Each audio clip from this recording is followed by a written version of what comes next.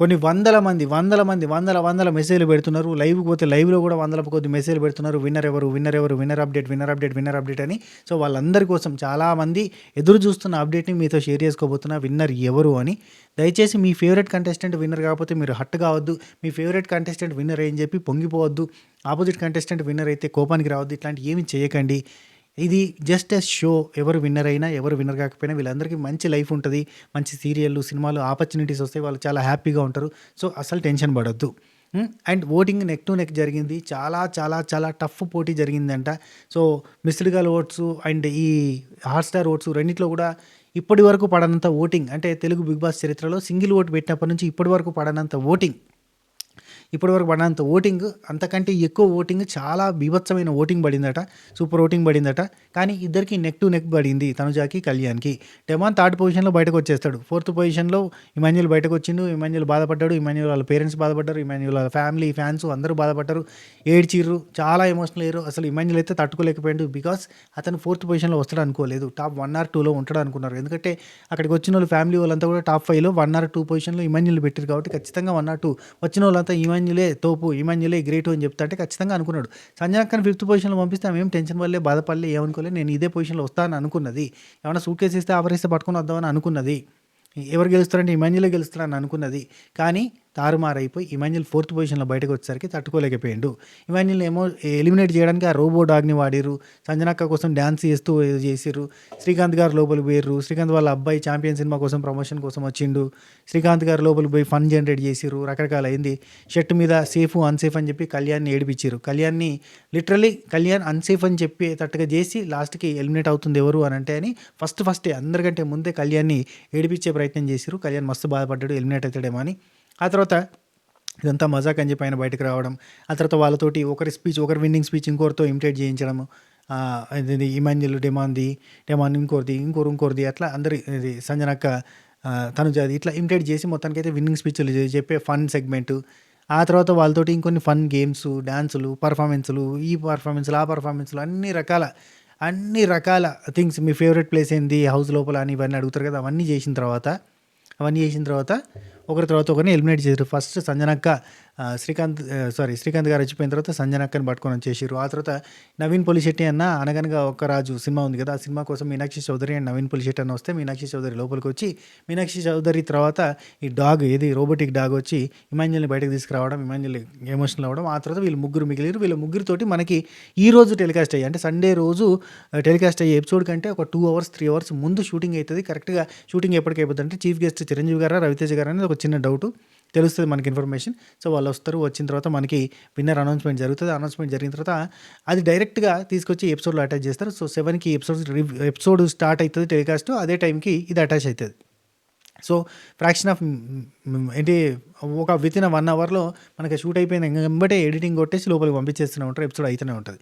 So, that's the matter. కాబట్టి ఎవరికి కరెక్ట్గా విన్నర్ అనేది ఎవరు తెలియదు. కానీ ఓట్ల ప్రకారంగా హాట్‌స్టార్ ఓట్లు, అట్నే మన ఇది ఏం ఓట్లు ఇవి, మిస్డ్ కాల్ ఓట్స్, ఈ 2 ఓట్లలో కంపేర్ చేస్తే ఇద్దరికి చాలా నెక్ టు నెక్. అంటే ఎట్లా అంటే ఇక ఇట్లా మొత్తం ఇట్లా సరి సమానంగా ఇట్లా ఒకరోజు ఇట్లా, ఒకరు ఇట్లా అట్లా అవుతూ ఇద్దరిది ఈక్వల్ ఓటింగ్ ఉందంట. నేను చెప్పేది ఏంటంటే 99.99% 90% కాదు.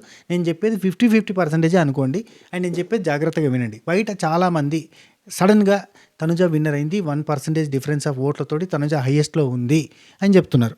సో, కళ్యాణ్ ఓడిపోతున్నాడు, తనుజ కప్పు తీసుకోబోతుంది అని చెప్తున్నారు. నేను దీన్ని కూడా నమ్మొచ్చా నమ్మరాదంటే క్వశ్చన్ మార్క్ అంట. ఎందుకంటే దీన్ని నమ్మొచ్చు అని గట్టిగా చెప్పలేం. ఎందుకంటే ఇప్పుడు సింపుల్గా ఈ లాజిక్ని అప్లై చేసి, అరే తనుజ కప్పు కొడుతుందంటే తనుజకి ఎక్కువ ఓట్లు వచ్చినాయట కాబట్టి మనోడికి డబ్బులు తీసుకోమందాం ఎందుకైనా మంచిది అని వాళ్ళ పేరెంట్స్ పుసుకుని అన్నారనుకో, ఆ తర్వాత సావు కబురు సల్లగా అన్నట్టు కళ్యాణ్‌కి ఎక్కువ ఓట్లు వచ్చాయి, కానీ కళ్యాణ్ డబ్బులు తీసుకోవడం వల్ల తనుజ కప్పిచ్చాం అని కూడా చెప్పొచ్చు. కాబట్టి ఇప్పుడు తనుజ విన్నర్ కావాలి అని అనుకునే వాళ్ళు ఏం చేస్తారు, తనుజాకే ఎక్కువ ఓట్లు ఉన్నాయని చెప్తారు. ఎక్కువ ఓట్లు ఉన్నాయని చెప్తే ఆటోమేటిక్గా కళ్యాణ్ వాళ్ళ పేరెంట్స్ రేపు మధ్యాహ్నం జరిగే షూటింగ్లో ఏం చేస్తారు, టక్కున అరే కళ్యాణ్ డబ్బులు తీసేసుకోరా ఏం కాదురా అని అంటారు. అన్నారంటే కప్పు అడిపోతుంది అన్నట్టు. అట్లా కూడా ఆలోచించుండొచ్చు. ఎవరు ఏ ఎత్తులు వేస్తారు, ఎవరు ఏ పై ఎత్తులు వేస్తారో కూడా చెప్పలేం. కాబట్టి ఎవరి చేతుల్లో లేదు ఇది. అక్కడ టైంకి ఏం జరుగుద్దో తెలియదు. నాకైతే బయటున్న బజ్‌ని బట్టి అంటే విపరీతమైన బజ్ కళ్యాణ్‌కే తిరిగింది కాబట్టి కళ్యాణే గెలుస్తాడని నేను అనుకుంటున్నా.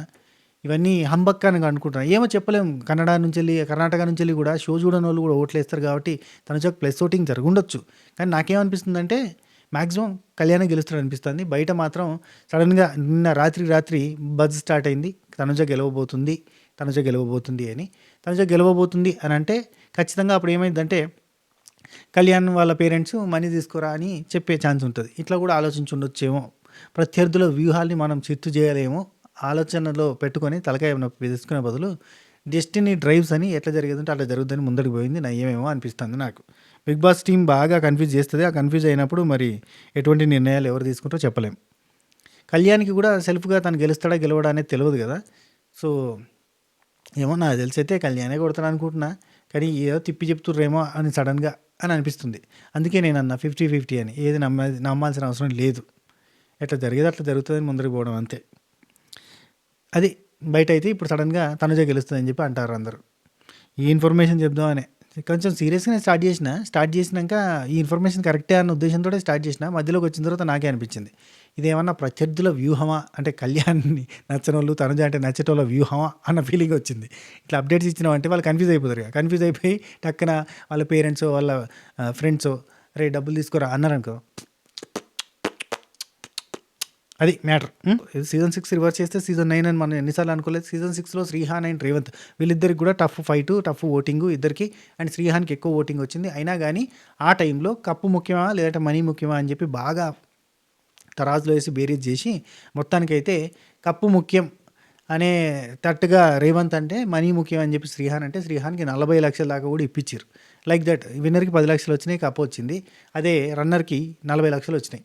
సో అట్లా కూడా చేసే కాన్సెప్ట్ ఉంది. చెరువు 25 లక్షలు రావడమో, కప్పు షేర్ చేసుకోమనడమో, లేదంటే అమౌంట్ తీసుకోమనడమో, ఏదో ఒకటి చేసి మొత్తానికైతే తనుజాకి కప్పు చేతిలో పెట్టి అండ్ మనీ కళ్యాణ్కి పెడతారా, లేదంటే తనుజాకి మనీ చేతిలో పెట్టి కళ్యాణ్కి కప్పు పెడతారా, ఏదో చెప్పలేం. అండ్ శ్రీముఖి ఏదో హింట్ ఇచ్చింది తనుజ కానీ ఒక మాట అంటున్నారు.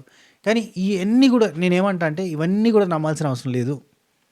నేను చెప్తున్నా, బిగ్ బాస్ మామ ఎట్నో అట్లా ఆడిస్తాడు. మొత్తానికి ఆడిచ్చి ఒకరి చేతిలో కప్పు ఒకరి చేతిలో డబ్బులు పెట్టే ప్రయత్నం చేస్తాడు. లేదంటే ఇద్దరి చేతిలో కప్పు అంటే కప్పు ఇద్దరు షేర్ చేసుకుంటారా, లేదంటే మనీ ఇద్దరు షేర్ చేసుకుంటారా, మనీ ఒకరు కప్పు ఒకరు తీసుకుంటారా, ఇట్లాంటి ఏ ఓడి చేస్తాడు. కానీ తనుజ లీడ్లో ఉందని అంటున్నారు. ఇది ఒక సోర్స్ ఆఫ్ ఇన్ఫర్మేషన్. నేనేమంటున్నా అంటే తనుజ అయినా కళ్యాణ్ అయినా ఎవరైనా సంతోషమే. ఒకరికి డబ్బులు వచ్చి ఒకరికి కప్పు వచ్చినా సంతోషమే. డిమాండ్ పవన్కి ఒక 15 లక్షలు వచ్చినా సంతోషమే. ఒక 10 లక్షలు డెమాన్కి ఇచ్చారు, ఒక 20 లక్షలు కళ్యాణ్కి తనుజకు వచ్చినా హ్యాపీయే. మొత్తానికి ఇట్లా షేర్ చేసుకునే కానీ సంతోషమే. కానీ పుసుక్కున కప్పు ఒకరికి ఇచ్చేసి లేదు కప్పు డబ్బులు ఒకరికి ఇచ్చేసి ఇంకొకరికి ఏం రాకపోతే కనుక బాధ. నేనేమంటున్నా అంటే కళ్యాణ్కి అయితే కప్పు లేదా మనీ ఏదో ఒకటి వస్తే కనుక హ్యాపీ. కప్పు కంటే ఎక్కువగా మనీ ఆఫర్ అవుతున్నప్పుడు ఖచ్చితంగా మనీ సైడ్ వెళ్ళిపోవడం కరెక్ట్. ఎందుకంటే ఇప్పుడు డిమాండ్ ఒక 10 లక్షలు 15 లక్షలు పట్టుకుపోయింది అనుకో, 15 లక్షలు సూట్ కేసు పోయింది అనుకో, లేదా 10 లక్షలే పోయింది అనుకో, 40 లక్షలు ఉందనుకో, అప్పుడు 20 లక్షలు ఇస్తాము అని అంటే ఎవరైనా మనీ తీసుకుంటే అయిపోతుంది. ఎందుకంటే డేంజరస్ సిచ్యువేషన్లో పడే ఛాన్స్ ఉంది. లేదు కప్పు ముఖ్యం బిగులు అని చెప్పి ఉన్నారనుకో, ఏమో తేడా కొట్టినా కొట్టచ్చు. ఇది నమ్మాలన్న కండిషన్ కూడా నేను చెప్పాను. ఇప్పుడు నేను వాళ్ళ పేరెంట్స్ కన్ఫ్యూజ్ అయ్యి వాళ్ళ పేరెంట్స్ ఇబ్బంది పడే సిచ్యువేషన్లోకి పట్టుకుపోవాలన్న ఉద్దేశం కూడా లేదు. మీరు మ్యాక్సిమం కప్పు కోసం ట్రై చేయండి. మ్యాక్సిమం బిగ్ బాస్ టీం వాళ్ళు ఎంత కన్ఫ్యూజ్ చేస్తారో చూద్దాం. ఒకవేళ బాగా కన్ఫ్యూజ్ చేసి ఖచ్చితంగా మనీ తీసుకునేటట్టు చేస్తే కనుక తప్పదు అన్నప్పుడు తీసుకున్నా ఓకే. కానీ ముందు అయితే అది కూడా అనుకోకండి, ఏదైనా జరగచ్చు. ఏమో ఇదొక స్ట్రాటజీ కావచ్చు. ఈ వీడియో మీకు నచ్చిందని అనుకుంటా. నచ్చితే లైక్, షేర్, కామెంట్, సబ్స్క్రైబ్ గంట కొట్టేసేయండి. ఉంటా. టేక్ టాటా, బై బై, నమస్తే, శుభకేర్. This is your Siripuram Srinivas, 65 signing of.